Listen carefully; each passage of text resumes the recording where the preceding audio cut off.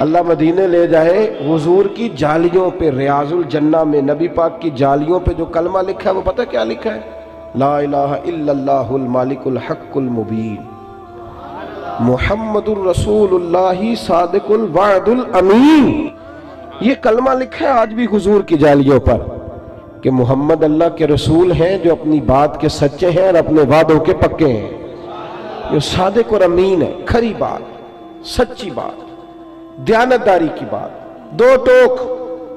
حضور سچ بولتے تھے، سچ کا درس دیتے تھے اور سچ کی حفاظت فرماتے تھے۔ آخری جملے پہ غور کریں، سچ کی، بول کے بتائیے۔ ہمارے ہاں ویسے ہی کوئی کرامت کسی ہاں سے چھو کے گزر جائے نا، ویسے ہی تو پیر صاحب اپنے کھاتے میں ڈال لیتے ہیں۔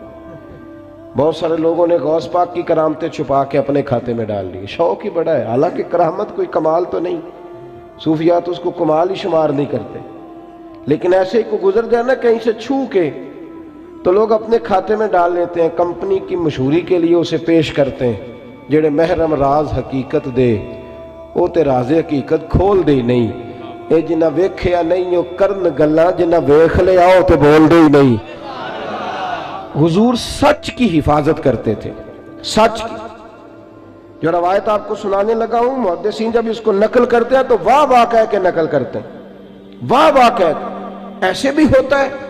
پھر میں آپ کے سنجیدہ ذہنوں پر دستک دیتا ہوں، میری بات پہ ملت کے جوان غور کریں۔ سچ کو محفوظ کرنا، صحیح مسلم میں روایت ہے، اللہ کے محبوب علیہ السلام کے سب سے چھوٹے صاحبزادے جناب ابراہیم علیہ السلام کا وصال ہو گیا۔ جس دن شہزادے کا وصال ہوا اسی دن سورج گرہن ہو گیا۔ حضرت انس بن مالک کہتے ہیں کہ وہ شہزادے جب حضور کے بچھڑے تو میں نے حضور کی آنکھوں میں خود آنسو دیکھے، اور میں نے عرض کی حضور آپ تو صبر کی تلقین کرتے ہیں، تو محبوب نے فرمایا دل پہ زخم لگا ہے تو آنکھوں میں آنسو آ گئے ہیں، ورنہ میرے دل اور زبان پہ وہی ہے جس میں میرا رب راضی ہے۔ اتنی تکلیف ہے حضور کو۔ آپ کو پتہ ہے باپ کا جنازہ پڑھنا آسان ہوتا ہے، بیٹے کا جنازہ اٹھانا بڑا مشکل کام ہے، کمر جھک جاتی ہے آدمی۔ شہزادے وصال کر گئے، وہ دن کتنا مشکل دن ہوگا جب محبوب کریم علیہ السلام نے اپنے شہزادے کو اپنے دست مبارک سے دفن کیا، سورج گرہن ہو گیا۔ جب اسی دن سورج گرہن ہوا تو کچھ لوگوں نے کہا کہ نبی پاک علیہ السلام کے شہزادے کا وصال ہو گیا، اس لیے آج سورج گرہن ہوا ہے، سورج بھی گویا سوگ منا رہا ہے۔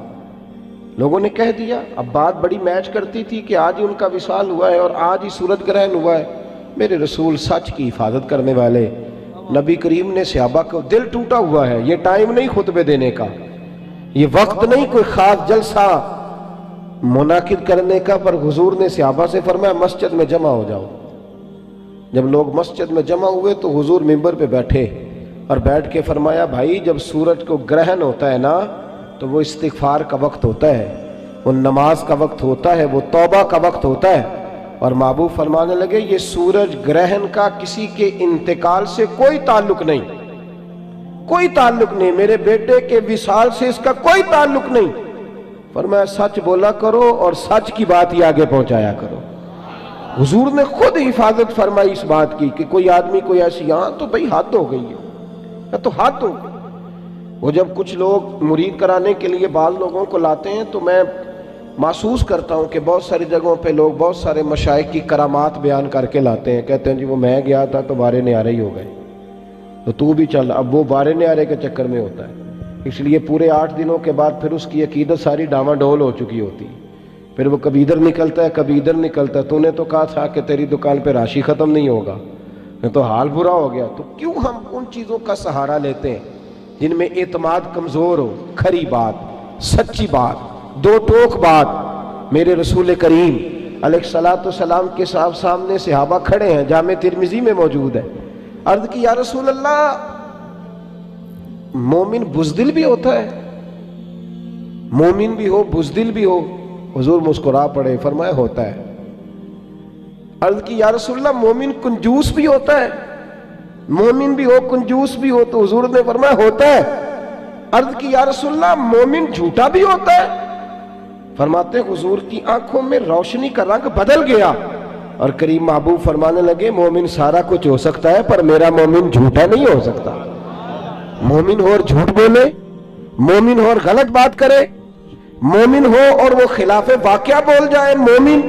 مومن کبھی جھوٹا، بولیے مومن جھوٹا، ادھر دیکھیں میری طرف، مومن جھوٹا یہ حضور نے فرمایا ہے.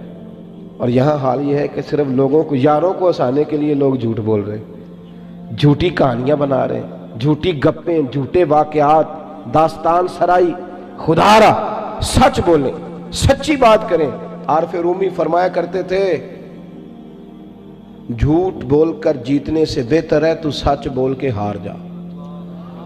لوگوں کو تھوڑی دیر تکلیف ہوگی تیرے سچ کی، لیکن پھر تیرا رشتہ تو قائم رہے گا، تیرا اعتماد تو قائم رہے گا.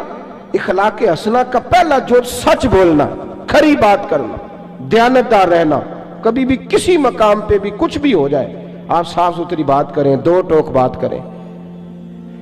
صحیح ستہ میں روایت موجود ہے حضور صلی اللہ علیہ وسلم جب بدر کے لیے تشریف لے کر کے گئے تو 2 جرنیل قسم کے صحابہ، گھڑ سوار، تیر انداز پیچھے رہ گئے. ان کو بعد میں پتا چلا کہ وہاں تو یہ تو گئے تھے نا ایک قافلے کے لیے، لیکن وہاں جنگ کا ماحول بن گیا. تو بعد میں خبر آئی کہ وہاں تو پوزیشن جنگ کی بن گئی. اب یہ دونوں صحابہ دوڑے حضور کے ساتھ جہاد کرنے کے لیے. جب یہ وہاں پہنچے تو پہلی ملاقات ابو جہل سے ہوئی. اس نے گھیر لیا، اس کے سپاہیوں نے سمجھ لیجئے گرفتار کر لیا. کہنے لگے کہاں جا رہے ہیں؟ تو انہوں نے کہا حضور کی زیارت کے لیے جا رہے ہیں. جنگی تدبیر بھی ہوتی ہے نا.